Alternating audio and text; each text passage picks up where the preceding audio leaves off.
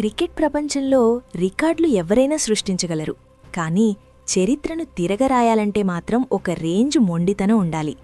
2023 నుంచి 2025 సరిగ్గా 785 రోజులు ఒక ప్లేయర్ పనైపోయింది అని ప్రపంచం మొత్తం తీర్పిచ్చేసింది. సెంట్రల్ కాంట్రాక్ట్ లేదు, టీం మేనేజ్మెంట్ నమ్మకం లేదు, అండగా నిలబడే బోర్డ్ లేదు. కానీ అతని దగ్గర ఒకటి ఉంది, అది తన మీద తనకున్న నమ్మకం. ఇవాళ మనం మాట్లాడుకోబోయేది ఒక మామూలు కంబ్యాక్ గురించి కాదు, పాకెట్ డైనమైట్ ఇషాన్ కిషన్ చేసిన ఒక విధ్వంసం గురించి. కథ వెనక్కి వెళ్తే 2023 చివర్లో ఇషాన్ ఒక బ్రేక్ అడిగాడు, మెంటల్ ఫెటీగ్ అన్నాడు. కానీ అప్పట్లో అది పెద్ద వివాదమైంది.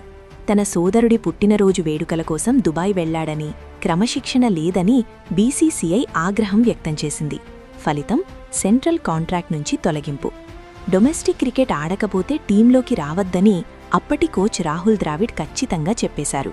ఒక్కసారి ఊహించుకోండి, డబుల్ సెంచురీ కొట్టిన ప్లేయర్ ఒక్కసారిగా రోడ్డు మీద పండట్టయిపోయింది పరిస్థితి. అక్కడ మొదలైంది అసలు సినిమా. ఇషాన్ కిషన్ మౌనంగా ప్రాక్టీస్ మొదలుపెట్టాడు. విమర్శలకు సమాధానం మాటలతో కాదు, తన బ్యాట్తో చెప్పాలని ఫిక్స్ అయ్యాడు. 2024 దులీప్ ట్రోఫీలో 111 రన్స్, బుచ్చిబాబు టోర్నీలో మరో సెంచరీ. ఇక 2025-26 సీజన్ అయితే ఇషాన్ కిషన్ నామస్మరణే. సయ్యద్ ముస్తాక్ అలీ ట్రోఫీ ఫైనల్లో జార్ఖండ్ కెప్టెన్గా 49 బంతుల్లో 101 రన్స్ కొట్టి తన టీంకి తొలి టైటిల్ అందించాడు. అలాగే విజయ్ హజారే ట్రోఫీలో కర్ణాటకపై కేవలం 33 బంతుల్లోనే సెంచురీ బాది ఇండియాలోని ఫాస్టెస్ట్ లిస్టే సెంచురీ రికార్డును త్రుటిలో మిస్ అయ్యాడు. సెలెక్టర్లకు ఇంకా వేరే దారి లేదు. సింహం మళ్లీ వేటకు సిద్ధమైంది. 2025 ఐపీఎల్ ఆక్షన్ ఇషాన్ కెరియర్ను మలుపు తిప్పింది. సన్ రైజర్స్ హైదరాబాద్ 11.25 కోట్ల భారీ ధరకు ఇషాన్ను సొంతం చేసుకుంది. మన హైదరాబాద్కి వస్తూనే ఆరెంజ్ జెర్సీలో అదరగొట్టాడు.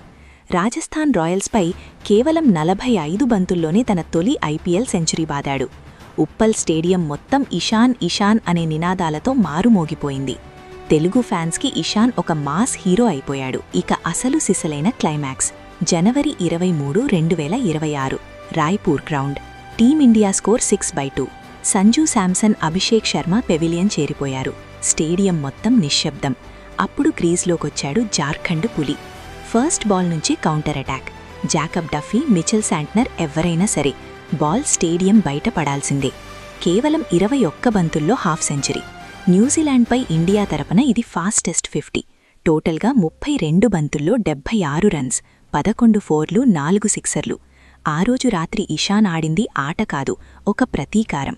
స్కై సూర్యకుమార్ యాదవ్తో కలిసి 122 రన్స్ పార్ట్నర్షిప్తో 209 రన్స్ భారీ టార్గెట్ను ఈజీగా చేస్ చేసేశారు. ఇప్పుడు టీమిండియా మేనేజ్మెంట్కి అసలైన తలనొప్పి మొదలైంది. ఒకవైపు సంజూ శాంసన్ వరల్డ్ కప్ రేస్లో ముందున్నాడనుకుంటే న్యూజిలాండ్ సిరీస్లో వరుసగా 10, 6 మరియు 0 స్కోర్లతో నిరాశపరిచాడు. మరోవైపు ఇషాన్ కిషన్ వచ్చిన అవకాశాన్ని 2 చేతులా ఒడిసిపట్టుకున్నాడు. 3 మ్యాచ్ల్లో 112 రన్స్ బాది తాను ఎంత డేంజరస్ ప్లేయరు నిరూపించుకున్నాడు. క్రిస్ శ్రీకాంత్ లాంటి దిగ్గజాలు ఏమంటున్నారంటే ఇక ఇషాన్ కిషన్ను డ్రాప్ చేయడం అసాధ్యం, అతను సంజూ కంటే విధ్వంసకరమైన ప్లేయర్ అని స్టేట్మెంట్స్ ఇచ్చేస్తున్నారు. సూర్యకుమార్ యాదవ్ కూడా ఇషాన్కు ఫుల్ సపోర్ట్ ఇస్తున్నాడు. తిలక్ వర్మ టీంలోకొచ్చినా ఓపెనింగ్ స్లాట్లో సంజూ స్థానానికి ఇప్పుడు ఇషాన్ నుంచి గట్టి ముప్పు పొంచి ఉంది.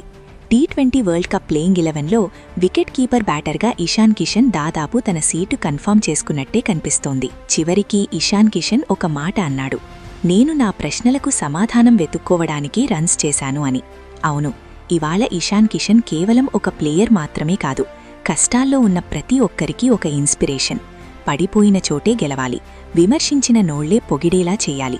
అదే ఇషాన్ కిషన్ స్టైల్. ఎప్పుడొచ్చామన్నది కాదు అన్నయ్యా, బుల్లెట్ దిగిందా లేదా. ఇషాన్ కిషన్ మళ్లీ వచ్చాడు. పాత ఇషాన్ కంటే 10 రెట్లు పవర్ఫుల్గా వచ్చాడు. ఆరెంజ్ ఆర్మీ హీరో, మన హైదరాబాద్ కింగ్ ఇప్పుడు టీమిండియా మెయిన్ పిల్లర్ అయిపోయాడు. 785 రోజుల నిరీక్షణకు దక్కిన ఫలితమిది. విమర్శించిన నోళ్లే పొగిడేలా చేయడమే అసలైన comeback. Welcome back pocket dynamite. World cup వేటలో నీ బ్యాట్ ఇలాగే గర్జించాలని కోరుకుందాం. ఇండియన్ క్రికెట్ చరిత్రలోనే బిగ్గెస్ట్ కంబ్యాక్ అంటే నీదే.